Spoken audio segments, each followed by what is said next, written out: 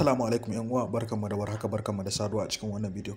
So kamar yadda muka fara gani a kwanakin nan, wayansu wayoyi ba iya Tecno, Infinix ba, akwai kamfanonin wayoyi da yawa da suke saka tallaka a cikin wayarsu da irin wayansu application da baka bukatar su ma kai gaba daya kan wayarka.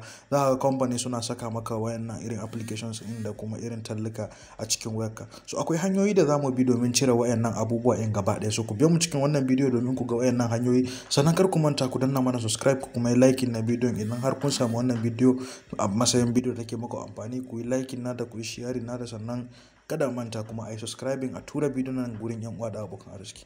Ba tare da bata muku lokaci ba.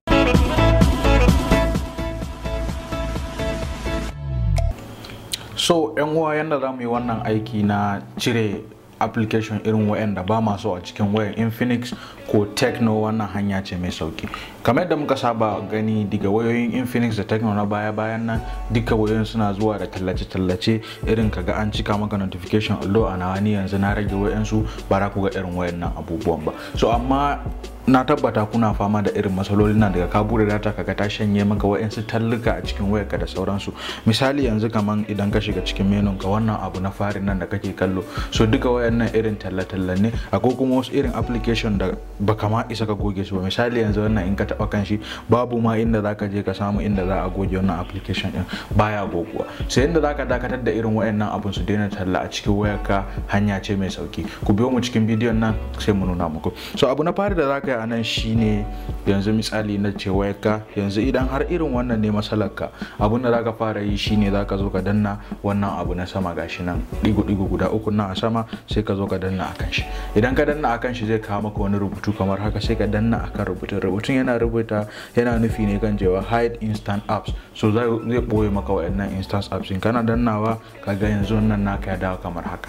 So wani ya kuma yanda zaka yi irin talluka da suke zuwa a sama na wajen notification na wayarka, abun da zaka yi a nan shine sai ka fita waje. Idan ka fita waje kan menu wayarka, sai ka rike shi haka kadan. Idan ka rike shi, za su kawo maka wayansu abubuwa a kasan nan, misali kamar guda uku yanzu ana akwai. So sai ka zo ka danna na fari, gashi wannan.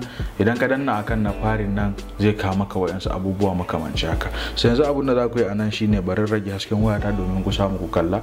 So bari muku zoomin sai mu nuna yadda za ka je ka mito. Misali yanzu idan ka zo kan nan, abin da zaka fara yi shine zaka duba ne, gashi yanzu.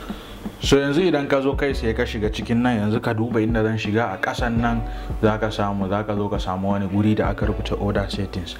Barin koma baya, idan ka rike nan, bayan ka rike nan, abubuwan da za su fito a kasan nan, na farko zaka taba. Je ka taba na farko, zai zo maka kamar haka, sai ka shige shi. So in ka shige shi sai ka zo kasa, sai ka nema inda aka rubuta order settings. A Tecno ko Infinix duka wannan hanya ɗin ne zaka same su. Sai ka zo ka danna kan order settings kamar haka. So da ka danna kan order settings, yanzu a naka zaka samu wayannan duka abubuwan suna nan green haka. So yanzu abun da zaka yi a nan, idan naka suna green, sai ka bi su ɗaya bayan ɗaya, ka tabbatar ka kashe su gaba ɗaya, ka tabbatar dukkan su ba wanda yake a kunne, ka tabbatar da su kana kashe. So idan har ka tabbatar dukkan su babu wanda ake a kunne, ba za ka sake samun talla ba. Sannan sai ka bi, akwai wasu application da zaka samu kuma wayanda zaka iya goge su akan Infinix. Misali yanzu kaman yanda zaka goge application din shine, misali yanzu kaman ka zo ka ce kaman wannan application ne wanda baka so, da ka danna kan shi, abu na biyu da zai zo maka a gurin shine uninstall. So da ka zo ka danna kan uninstall nan, zai tambaye ka this app do you want to uninstall. Shikenan, idan kana danna okay, zai maka uninstall na wannan applications in gaba daya. Ka biyo wannan steps din, zaka samu wayarka ta dawo haka kamantawa, babu wasu talluka. Idan ka ja nan, babu komai da yake kan waya na, zaka samu gashi nan normal ne wayata, babu wayansu talluka akan wayar ko wani abu makamanci haka. So duka yanzu gashi nan zaka samu wayata normal ne, babu wasu talluka.